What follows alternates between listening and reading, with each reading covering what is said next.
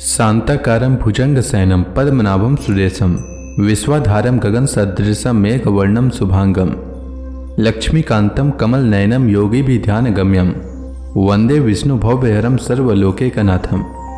मंगलम भगवान विष्णु मंगलम गरुड़ध्वज मंगलम पुंडरीकाक्ष मंगलाय तनोहरि। ओम नमो भगवते वासुदेवाय। आज का दिन आप सभी के लिए मंगलमय हो। आइए सुनते हैं वैशाख मास कथा का 21वां अध्याय।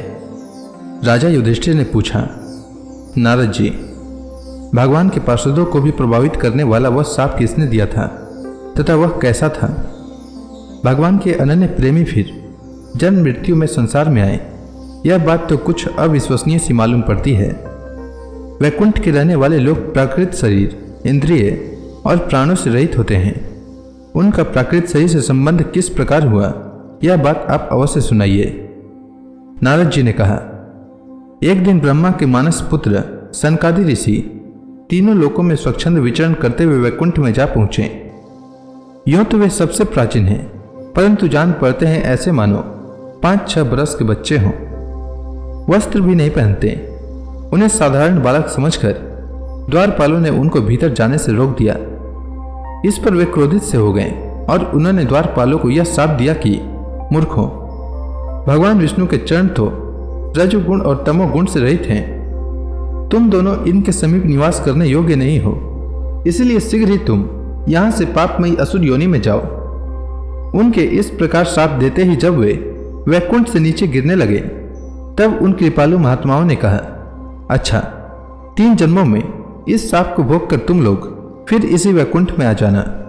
युधिष्ठिर, वे ही तीनों दिति के पुत्र हुए। उनमें बड़े का नाम हिरण्यकशिपु था और उससे छोटे का नाम हिरणाक्ष। दैत्य और दानव के समाज में यही दोनों सर्वश्रेष्ठ हैं। विष्णु भगवान ने निश्चय का रूप धारण करके हिरण्यकशिपु को और पृथ्वी का उद्धार करने के समय वरा अवतार ग्रहण करके हिरणाक्ष को मारा। हिरण्यकशिपु ने अपने पुत्र प्रहलाद को भगवत प्रेमी होने के कारण मार डालना चाहा और इसके लिए उन्हें बहुत सी यातनाएं दी, परंतु प्रहलाद सर्वात्मा भगवान के परम प्रिय हो चुके थे, समदर्शी हो चुके थे। उनके हृदय में अटल शांति थी। भगवान के प्रभाव से वे सुरक्षित थे।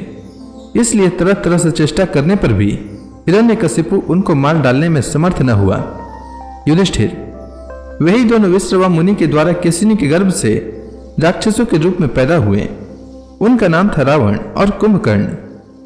उनके उत्पातों से सब लोकों में आग से लग गई थी। उस समय भी भगवान ने उन्हें शाप से छुड़ाने के लिए राम रूप से उनका वध किया। युधिष्ठिर, मार्कंडेय मुनि के मुख से तुम भगवान श्री राम का चरित्र सुनोगे। वही दोनों जय विजय इस जन्म में तुम्हारे मौसी के लड़के शिशुपाल और दंतवक्त्र के रूप में क्षत्रिय कुल में उत्पन्न हुए थे। भगवान श्री कृष्ण के चक्र का स्पर्श प्राप्त हो जाने से उनके सारे पाप नष्ट हो गए और वे सनकादि के शाप से मुक्त हो गए। वैर भाव के कारण निरंतर ही वे भगवान श्री कृष्ण का चिंतन किया करते थे।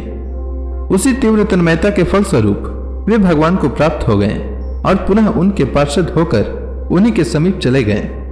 युधिष्ठिर ने पूछा, भगवान, हिरण्यकशिपु ने अपने स्नेहभाजन पुत्र प्रहलाद से इतना द्वेष क्यों किया? फिर प्रहलाद तो महात्मा थे। साथ ही यह भी बतलाइए कि किस साधन से प्रहलाद भगवानमय हो गए?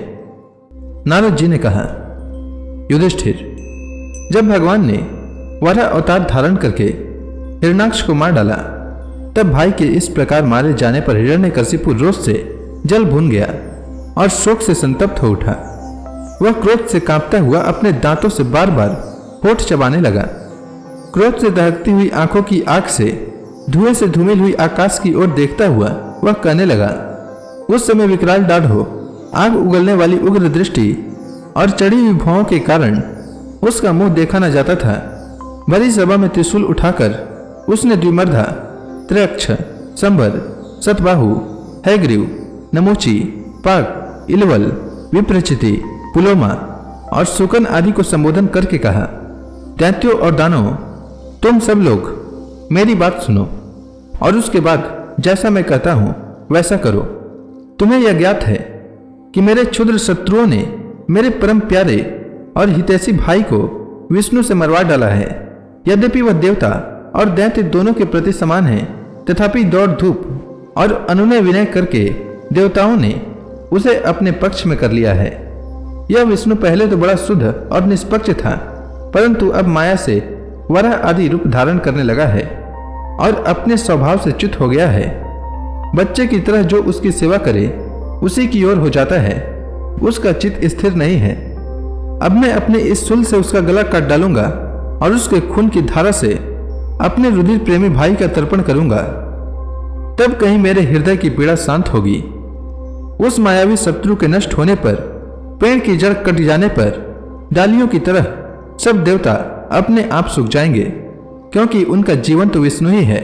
इसलिए तुम लोग इसी समय पृथ्वी पर जाओ।